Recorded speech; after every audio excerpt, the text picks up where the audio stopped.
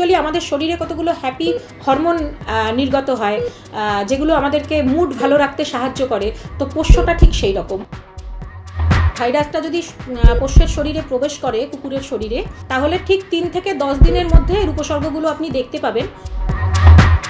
কিছু সঠিক সময়ে না জানার ফলে কি হয়, এই পোষ্যগুলি ধীরে ধীরে মৃত্যুর দিকে এগিয়ে যায়।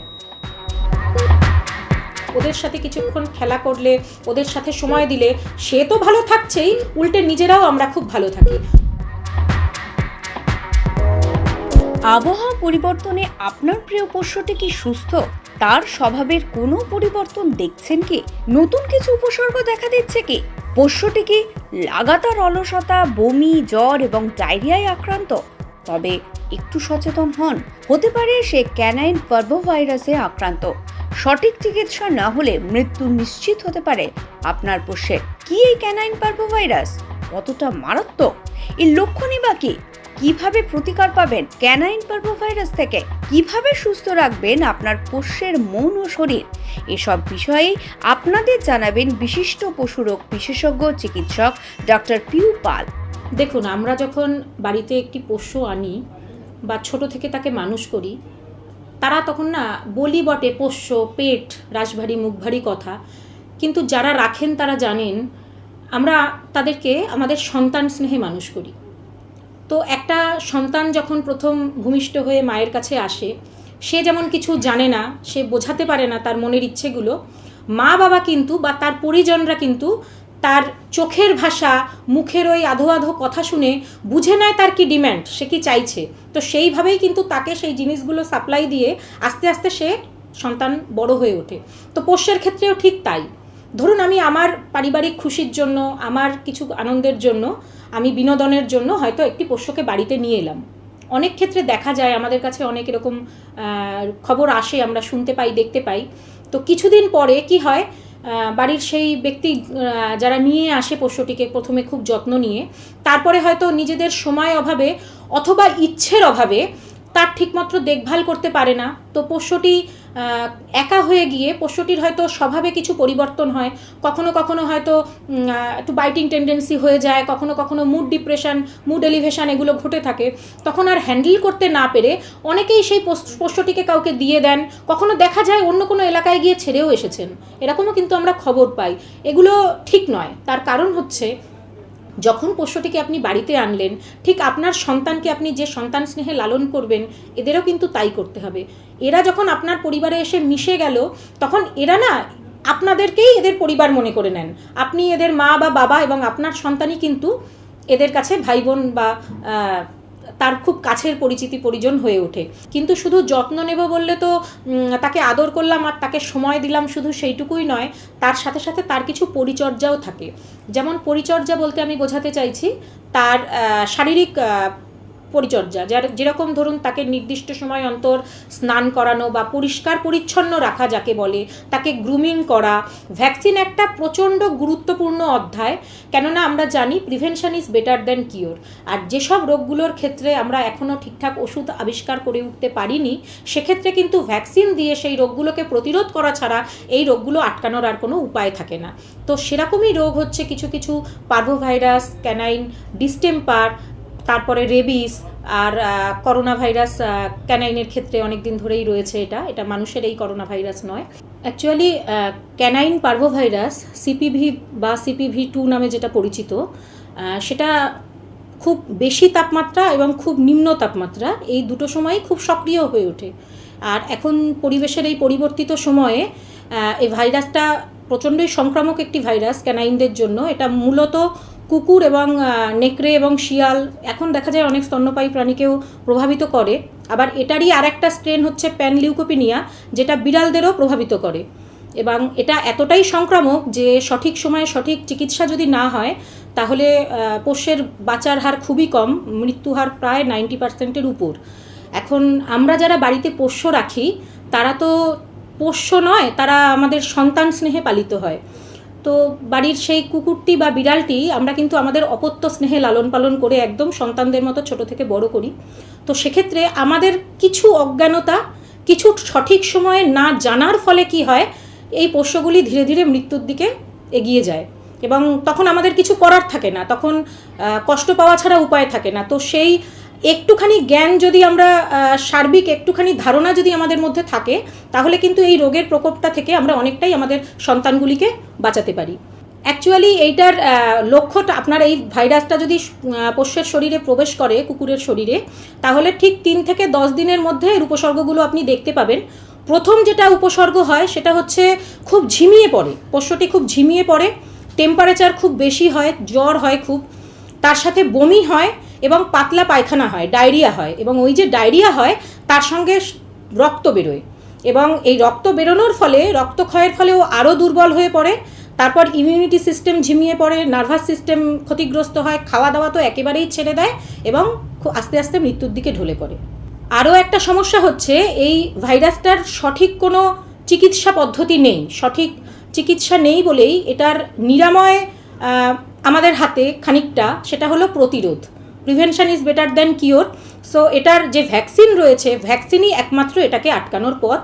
তবু ভ্যাকসিন দেওয়া সত্ত্বেও কখনো কখনো বলা তো যায় না যে 100%ই প্রতিরোধ হয়, কিছু কিছু ক্ষেত্রে হয়তো হয়, ভ্যাকসিন দেওয়া থাকলেও হয়তো রোগটি দেখা যায়, বা ভ্যাকসিন যাদের না দেওয়া তাদের তো অবশ্যই সম্ভাবনা থাকে।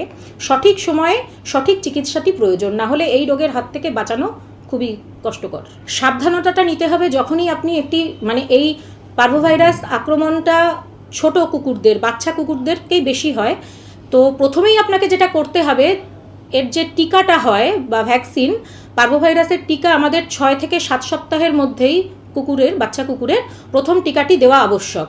তারপর 21 দিন বাদে তাকে আবার বুস্টারিং করতে হবে। এইভাবে প্রতি বছরে তাকে একবার করে কিন্তু এই টিকাটি নির্দিষ্ট সময়ে দিয়ে যেতে হবে। এবং তার সাথে সাথে যেরকম নিয়মভিত্তিক আরও অন্যান্য রোগেরও টিকা রয়েছে, এবং কৃমিনাশক ওষুধ ডাক্তারের তত্ত্বাবধানে থেকে অবশ্যই এটা চালিয়ে যেতে হবে। সবার আগে জানতে হবে, এটা হচ্ছে যেহেতু সংক্রামক রোগ, এটা কি হয়, আক্রান্ত অন্য কোনো কুকুরের মল মূত্র এবং কি লালারসের মাধ্যমেও ছড়িয়ে পড়ে। অনেক সময় দেখা যায় আমরা যখন ছোট কুকুর প্রথমে বাড়িতে আনি, ধরুন আমরা বাইরে থেকে এসেছি, আমাদের জুতোর নিচে সেই মলমূত্র কখনো লেগে থাকে, বা অন্য কোনো কুকুরের সংস্পর্শে যখন সেই বাচ্চা কুকুরটা যাচ্ছে, যার এই রোগটা যার মধ্যে রয়েছে, তখনও কিন্তু সংক্রমণের মধ্যে দিয়ে এই রোগটা ছড়িয়ে পড়ে। তো সেক্ষেত্রে প্রথমেই যেটা করতে হয়, একটা কোয়ারেন্টাইনের ব্যবস্থা করতে হয়। সেই কুকুরটিকে ভ্যাকসিন দেওয়া না পর্যন্ত, এবং অন্য যে কুকুরের সাথে আমি তাদেরকে মিশতে দিচ্ছি তাদেরকে তারা পুরোপুরি নিরাপদ আছে না জানা পর্যন্ত, ভ্যাকসিন কোর্সের আগে অন্যান্য কুকুরদের সাথে, যারা এই ধরনের রোগে আক্রান্ত হতে পারে, এই ধরনের কুকুরদের সঙ্গে মেলামেশা করা থেকে বিরত রাখা উচিত।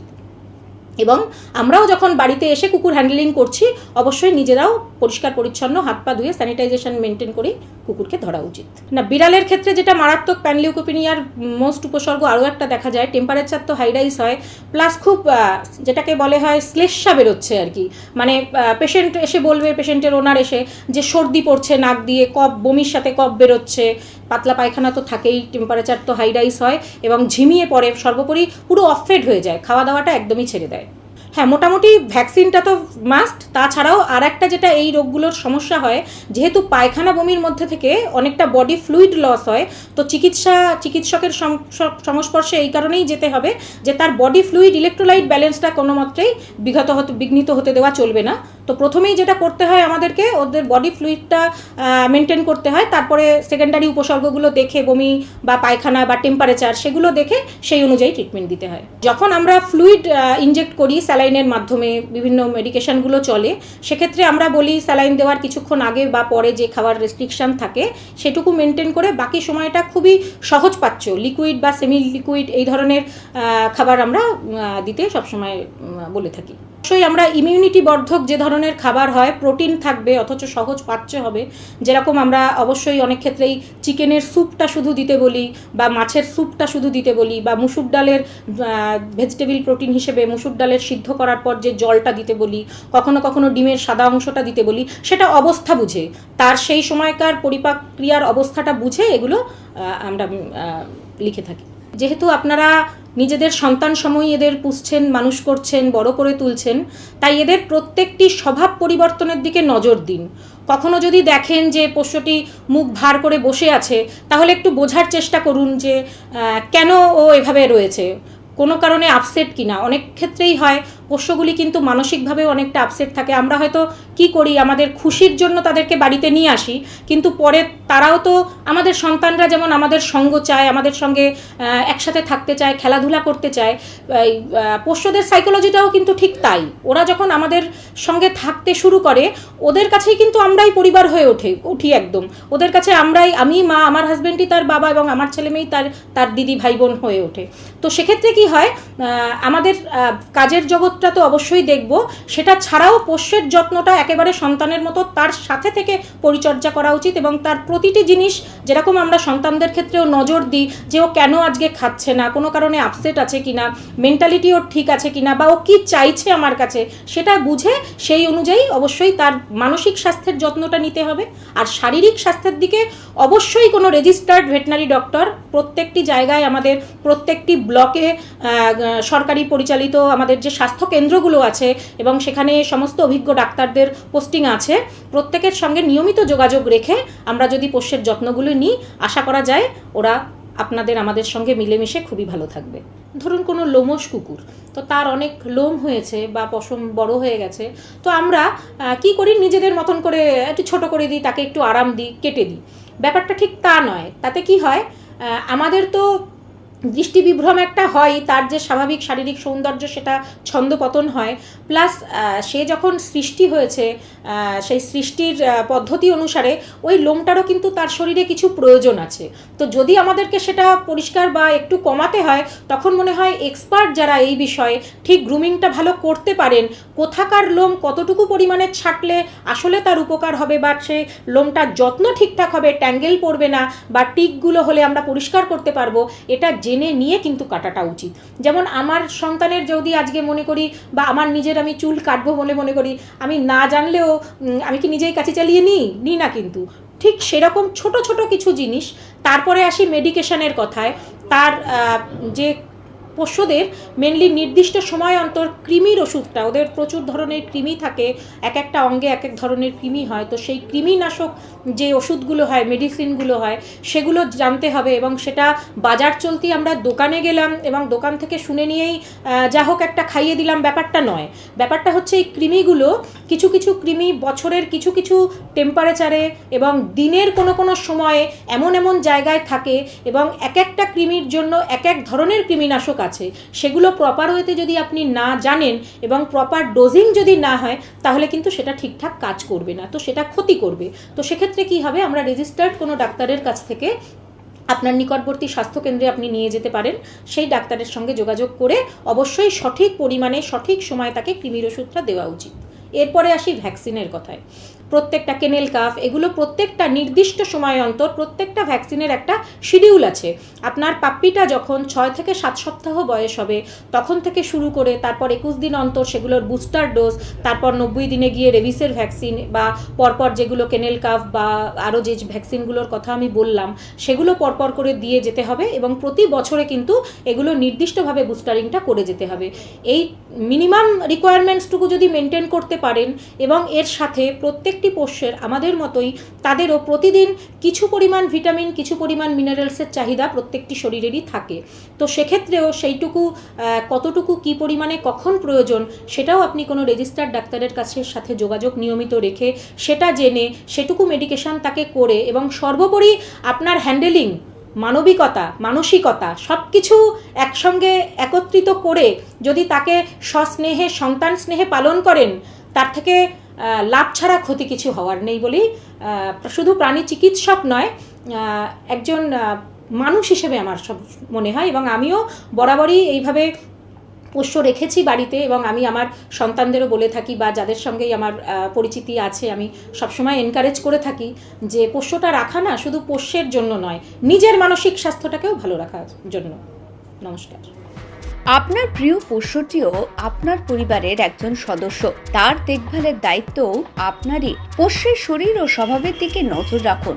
কথা বলে সে তার সমস্যার কথা আমাদের জানাতে পারে না, তাই অস্বাভাবিকতা লক্ষ্য করলে অবশ্যই চিকিৎসকের পরামর্শ নিন বা পশু চিকিৎসা কেন্দ্রে নিয়ে যান। পোষ্যের শরীর ও মনের নানান রোগ, তার প্রতিকার ও পরিচর্যা সহ নানান গুরুত্বপূর্ণ বিষয় নিয়ে আলোচনা করবেন প্রতিষ্ঠিত পশু চিকিৎসক ও বিশেষজ্ঞরা।